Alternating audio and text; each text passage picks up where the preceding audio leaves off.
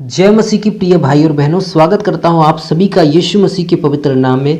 प्रिय भाई और बहनों, आज इस वीडियो में मैं आपको बताऊंगा कि यीशु मसीह 12 वर्ष से लेकर 30 वर्ष के बीच में कहां पे रहे। आज इस विषय को लेके बहुत सारी भ्रांतियां हैं और बहुत सारा गलत मैसेज है, बहुत सारा गलत संदेश है। कई लोग जो झूठे हैं वो ये सिखाते हैं कि यीशु मसीह 12 वर्ष से लेकर 30 वर्ष तक बौद्ध मठ में रहे, कश्मीर गए, इंडिया गए और अन्य अन्य जगह पे लोग दावा करते हैं और किताबों में लिख के ये बताते हैं, वीडियो में ये बताते हैं कि यीशु मसीह जो है इन जगहों पे गए। लेकिन जो सच्चे मसीही है, जो बाइबल को अच्छे से पढ़ते हैं, वो इस बात को कभी भी नहीं मानेंगे, क्योंकि बाइबल साफ शब्द में ये बताती है कि यीशु मसीह 12 से 30 वर्ष के बीच में कहाँ पे रहे। और हालांकि इस विषय में बाइबल में कुछ ही वचन दिए गए हैं, लेकिन जो भी वचन दिया गया है प्रिय भाई और बहनों, मैं आपको बता देता हूँ कि वो वचन इस बात को सिद्ध करने के लिए काफ़ी है कि यीशु मसीह 12 से 30 वर्ष तक की उम्र तक कश्मीर नहीं गए, इंडिया नहीं गए, बौद्ध मठों में नहीं गए। वो कहाँ गए ये हम सीखने का कोशिश करेंगे बाइबल से। जब हम मत्ती रचित सुसमाचार अध्याय 2 वचन नंबर 1 से लेकर 23 तक पढ़ते हैं तो हमें यहाँ से कुछ शुरुआती चीज़ मिलती है कि यीशु मसीह सबसे पहले कहाँ रहे। तो सबसे पहले हम मत्ती रचित सुसमाचार 2 अध्याय 1 वचन पढ़ेंगे। यहाँ पे लिखा है, हेरोदेस राजा के दिनों में जब यहूदियों के बैतलहम में यीशु का जन्म हुआ तो पूर्व से कई ज्योतिषी यरूशलेम में आकर पूछने लगे, यहूदियों का राजा जिसका जन्म हुआ है वह कहाँ है, क्योंकि हमने पूर्व में उसका तारा देखा है और उसको प्रणाम करने आए हैं। यह सुनकर हेरोदेस राजा और उसके साथ सारा यरूशलेम घबरा गया। तब उसने लोगों और सब प्रधान याजकों और सब शास्त्रियों को इकट्ठा करके उनसे पूछा कि मसीह का जन्म कहाँ होना चाहिए। उन्होंने उससे कहा, यहूदियों के बैतलहम में, क्योंकि भविष्यवक्ताओं के द्वारा यूँ लिखा है। प्रिय भाई और बहनों, यहाँ पे जब हम वचन पढ़ते हैं कि जब ज्योतिषी आते हैं उसको प्रणाम करने के लिए, यीशु मसीह को मिलने के लिए, तो सबसे पहले राजा हेरोदेस के पास जाते हैं और राजा हेरोदेस को बताते हैं। तो राजा हेरोदेस भी पूछना चाहता है। तो ये पता चलता है कि जो शास्त्र में भविष्यवाणियाँ लिखी गई हैं उसके हिसाब से यहूदिया के बैतलहम में जो है, जो यहूदा का बैतलहम प्रदेश है, वहाँ पे यीशु मसीह का जन्म होना है। और जैसे कि वो लोग जाते हैं तो 11 वचन जब हम पढ़ते हैं, उन्होंने घर में पहुंचकर उस बालक को और उसकी माता को, मरियम को साथ देखा और मुंह के बल गिर के प्रणाम किया और अपना अपना थैला खोलकर उन्हें सोना, लोहबान और गंधरस चढ़ाई। प्रिय भाई और बहनों, यहाँ पे वो यहूदिया के बैतलहम में जब पहुँचते हैं तो उनको यीशु मसीह मिलते हैं। तो इससे ये सिद्ध होता है यीशु मसीह का जन्म जो है वो यहूदा के बैतलहम में हुआ था। सबसे पहली चीज़ कि यीशु मसीह का जन्म यहूदा के बैतलहम में हुआ था, ये बातें सिद्ध हो गई। लेकिन प्रिय भाई और बहनों, यीशु मसीह का जन्म तो यहूदा के बैतलहम में हुआ, लेकिन जन्म के कुछ ही क्षणों पश्चात उनको वो जगह छोड़ना पड़ा। क्यों छोड़ना पड़ा? क्योंकि राजा उस बालक को मरवाना चाहता था। इसलिए यीशु मसीह को जन्म के कुछ ही समय के उपरांत, यहाँ से समझने की कोशिश करें आप, जन्म के कुछ ही समय उपरांत उस जगह को यीशु मसीह को छोड़ना पड़ा। अब वो कहाँ पे जाते हैं, कैसे जाते हैं? 13 वचन जब हम पढ़ते हैं तो हमें क्लियर होता है। 13वां वचन पढ़ेंगे, उनके चले जाने के बाद प्रभु के एक दूत ने स्वप्न में यूसुफ को दिखाई देकर कहा, उठ, उस बालक को और उसकी माता को लेकर मिस्र को भाग जा, और जब तक मैं तुझसे न कहूं तब तक वहीं रहना, क्योंकि हेरोदेस इस बालक को ढूंढने पर है कि उसे मरवा डाले। प्रिय भाई और बहनों, यहाँ पे वचन में इस तरीके से लिखा है कि वहाँ पे एक स्वर्गदूत आया और दर्शन देके यूसुफ को कहा कि इस बालक को और मरियम को लेके तू मिस्र देश को चला जा। और प्रिय भाइयों बहनों, सबसे पहले हमने देखा जन्म यहूदा के बैतलहम में हुआ, फिर जन्म के उपरांत ही उनकी माता मरियम ने, पिता यूसुफ ने यीशु मसीह को लेके मिस्र देश में चले गए। तो सबसे पहले यहाँ पे ये सिद्ध होता है कि जन्म के कुछ समय के उपरांत यीशु मसीह मिस्र में चले गए। अभी आगे क्या होता है हम उसको देखेंगे। मिस्र में वो रहते हैं, लेकिन फिर 21 वचन जब हम पढ़ेंगे तो हमें और कुछ यहाँ पे खुलासा होगा कि और क्या हुआ था। आइए हम 21 वचन देखेंगे। 21 वचन में इस तरीके से लिखा है, वह उठा और बालक और उसकी माता को साथ लेकर इजराइल देश को आया।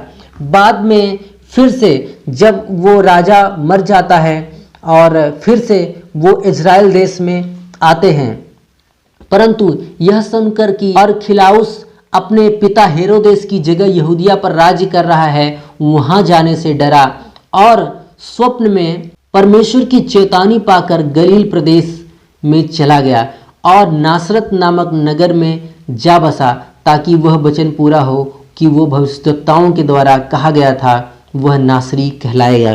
प्रिय भाई और बहनों, सबसे पहला हमने देखा जन्म यहूदा के बैतलहम में हुआ और उसके बाद वो मिस्र देश में चले गए। जब 2 अध्याय का 19 वचन पढ़ते हैं तो इसमें ऐसा लिखा है, मिस्र देश से लौटना। हेरोदेस के मरने के बाद प्रभु के दूत ने मिस्र में यूसुफ को स्वप्न में दिखाई देकर कहा, उठ बालक और उसकी माता को लेकर इजराइल देश को चला जा, क्योंकि जो बालक के प्राण लेना चाहते थे वो मर गए हैं। जब यहूदा का राजा मर गया तो स्वर्गदूत ने दर्शन देके मरियम से यूसुफ से बात की और कहा कि तुम इजराइल को चले जाओ। और प्रिय भाई और बहनों, जब वे इजराइल देश में आए तो उनको ये पता चला, परंतु उनको पता चलता है कि उसी का बेटा फिर से वहाँ का राजा बना है, तो वो वहाँ से जाने से डरे और वो नासरत नगर में जा बसे और वहीं पे रहे। और वचन कहता है ताकि वो नासरत में इसलिए गए ताकि ये वचन पूरा हो कि वो नासरी कहलाएगा। तो आपने ये चीज़ें देखा कि सबसे पहले जन्म यरूशलेम में, फिर वो मिस्र में गए, फिर से वापस वो नासरत में आए। ये स्पष्ट रूप से दिखाता है। अब इसके आगे हम देखेंगे कि वो किस तरीके से कहाँ पे रहे। जब हम लूका रचित सुसमाचार उसके 2 अध्याय 41 वचन से 52 वचन पढ़ेंगे तो ये बातें जाके क्लियर होगी। इसमें ऐसा लिखा है, उसके माता पिता प्रतिवर्ष फसह के पर्व में यरूशलेम जाया करते थे। जब यीशु 12 वर्ष का हुआ तो वे पर्व की रीति के अनुसार यरूशलेम को गए। जब वे उन दिनों को पूरा करके लौटने लगे तो बालक यीशु यरूशलेम में रह गया। प्रिय भाई और बहनों, जैसे वो यरूशलेम मरियम और यूसुफ और यीशु मसीह जाते हैं उस मंदिर में, और जब यरूशलेम जाते हैं तो वापस लौटते वक्त मरियम और यूसुफ आगे बढ़ जाते हैं, लेकिन यीशु मसीह पीछे ही रह जाते हैं। यीशु मसीह छूट जाते हैं, यरूशलेम में ही रह जाते हैं और उसके माता पिता नहीं जानते थे कि वो कहाँ पे है। वे यह समझकर कि वह अन्य यात्रियों के साथ होगा, एक दिन का पड़ाव निकल गए और उसने कुटुंबियों और जान पहचान वालों से ढूंढने लगे। और वो मरियम और यूसुफ यीशु मसीह को ढूंढने लगे, परंतु उन्होंने नहीं पाया। पर जब नहीं मिला तो वे ढूंढते ढूंढते यरूशलेम को फिर से लौट गए। प्रिय भाई और बहनों, 45 वचन में लिखा है कि जब यीशु मसीह नहीं मिला तो ढूंढते ढूंढते वो फिर यरूशलेम को लौट गए। और 3 दिन बाद उन्होंने मंदिर में उपदेशकों के बीच में बैठे और उनकी सुनते और उनसे प्रश्न करते पाया। जिन्होंने उसकी सुन रहे थे वे सब उसकी समझ और उसके उत्तरों से चकित थे। तब वे उसे देखकर चकित हुए और उसकी माता ने उससे कहा, हे पुत्र, तू हमसे ऐसा क्यों व्यवहार करता है। प्रिय भाई और बहनों, जब यीशु मसीह का उम्र 12 वर्ष ही सिर्फ था तो उनके माता और उनके पिता यरूशलेम में लेके जाते हैं। ये यहाँ पे एक बात सिद्ध होती है कि यीशु मसीह जन्म उनका यरूशलेम में हुआ, फिर वो मिस्र में गए, फिर नासरत में वो बढ़े और जब 12 साल के हो गए तो फिर से वो यरूशलेम में गए। और जब यरूशलेम गए तो यहाँ पे ये दिखाता है कि तब तक वो कंटिन्यू अपने माता पिता के ही साथ रह रहे थे।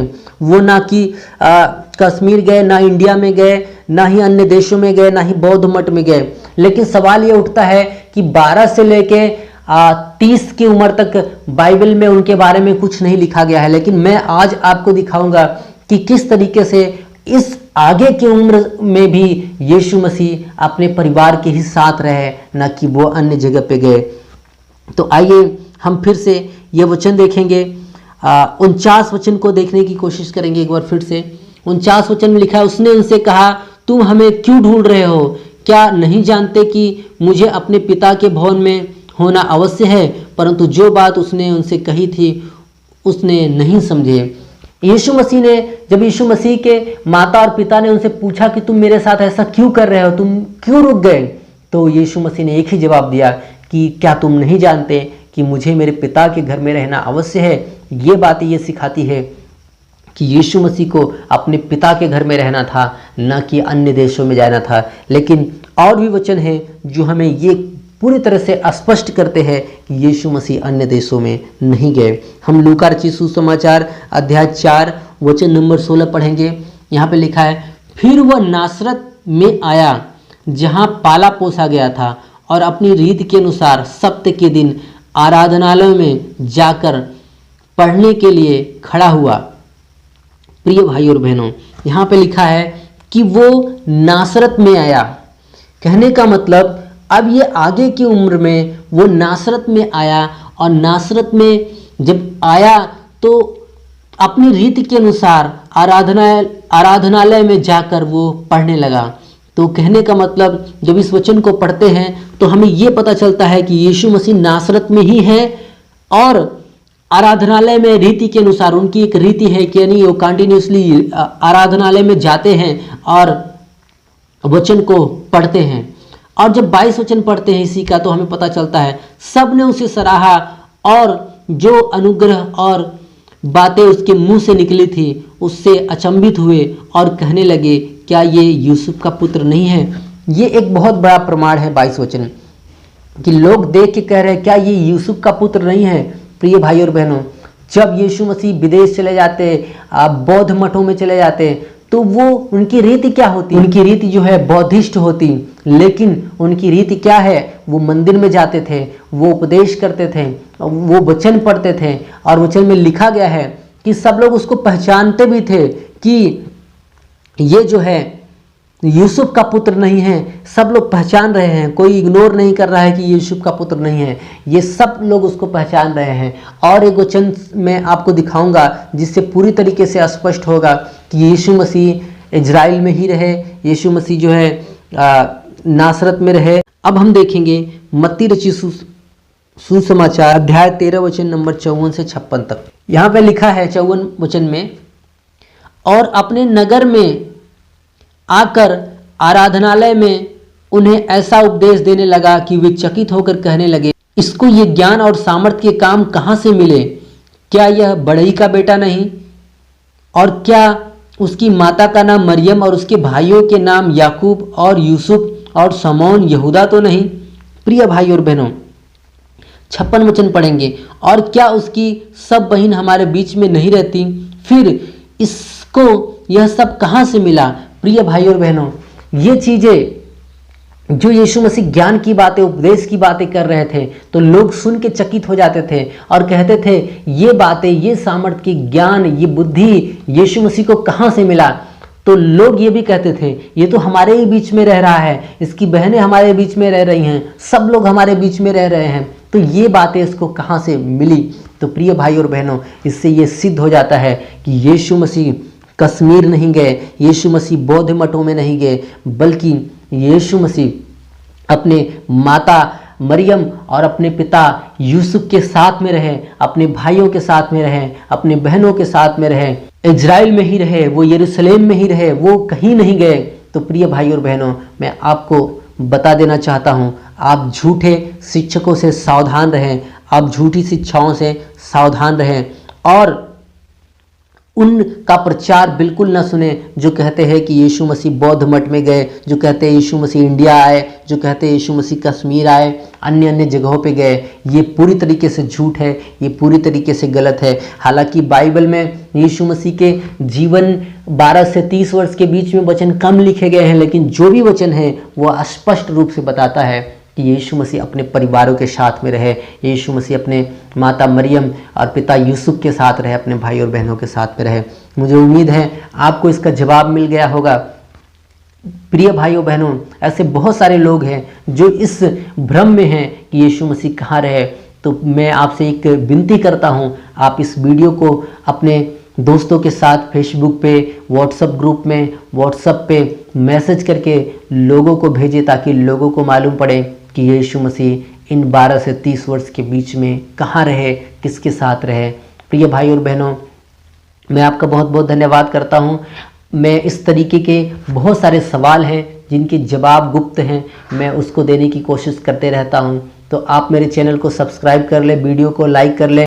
यदि फेसबुक पेज पर देख रहे हैं तो फेसबुक पेज को लाइक कर लें और कमेंट में लिख के बताएं कि आपको ये वीडियो कैसा लगा। अगर कोई सवाल है तो सवाल को भी कमेंट में लिख के बताएं। हम फिर मिलेंगे अगले वीडियो में, तब तक के लिए जय मसीह की। प्रभु आपको बहुत सारी आशीष दे।